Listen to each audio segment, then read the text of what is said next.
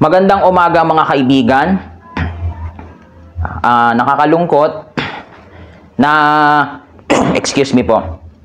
Noong 2022 PISA exam, mababa na naman ang nakuha nating score sa English, Math, Science.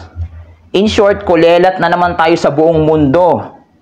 Umangat lang tayo ng 1% kung hindi ako nagkakamali sa bansang Cambodia. Meaning mahina na naman tayo sa mga ganong subject. So pag-usapan natin ang mga problema sa education dito sa ating Pilipinas. Una, sa elementary, sa Metro Manila, ilang oras lang ang pasok ng estudyante? 4 hours. Maswerte pa nga ako nung bata ako, nung grade 1 ako, naabutan ko pa ang oras ng klase sa Metro Manila, 6 hours. Hanggang sa nag-grade 2 ako, grade 3, hanggang sa nakagraduate ako ng high school, ang oras lang ng pasok. Imbis na 2 shift lang, umaga at hapon, nagiging 3 shift. Kaya nagiging 4 na oras lang ang pasok ng mga estudyante, gawa nga ng kulang sa guro. Ako po ay nag-aral sa Bagong Silang Elementary School mula grade 1 hanggang grade 4 bago ako nalipat sa Jose Rizal Elementary School. Grade 5, grade 6. Actually, isa ko sa mga estudyanteng nalipat, kaya nalipat talaga ako. Pero wala nang elementary na Jose Rizal Elementary School sa Bagong Silang. Yung mga ibang building doon, kinuha na uli ng Bagong Silang Elementary School. So, mabalik tayo sa usapan. Isa yan sa mga dahilan sa elementary. Sa high school din naman, ganun din naman. Nagkukulang sa teacher. Kaya nga yung mga teacher, example, teacher mo nung high school sa grade 7, nagiging teacher mo sa grade 9. Example, subject math. Dahil kulang sa teacher.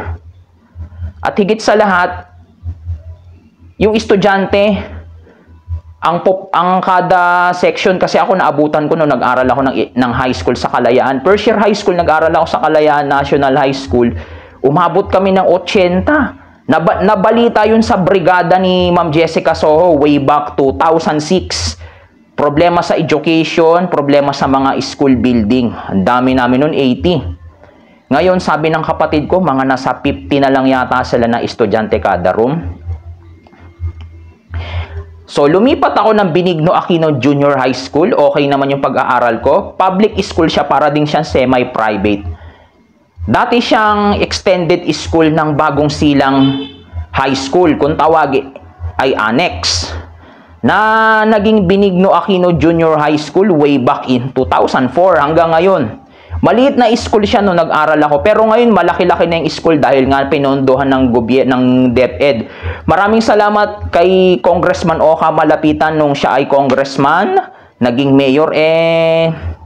Yung aming school na Benigno Aquino Junior High School, mula sa pagiging maliit, medyo lumaki-laki siya.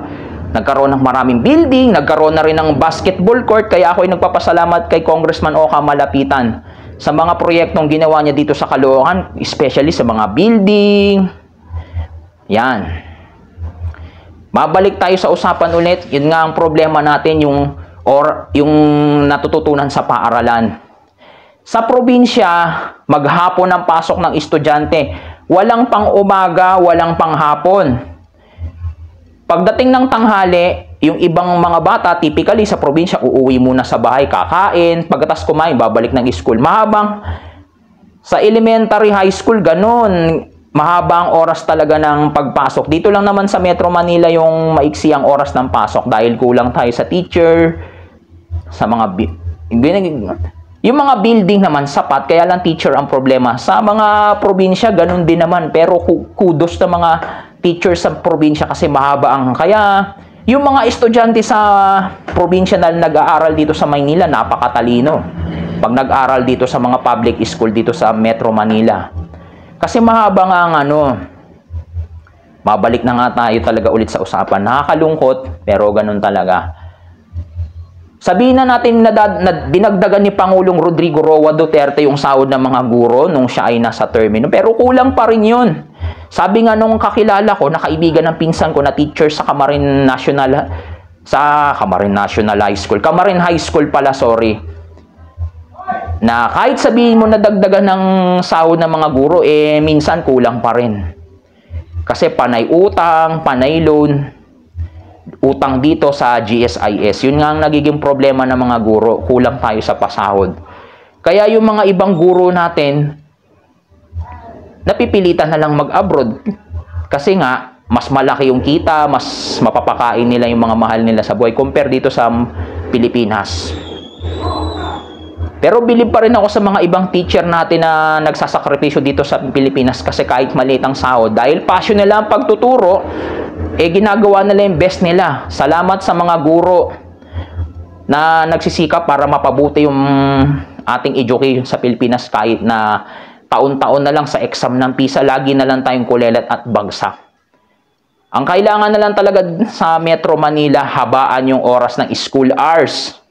At higit sa lahat, kung kaya naman ng guro, dapat kung sino yung estudyante niya medyo tagilid, kunyari sa reading comprehension, tutukan niyang magbasa.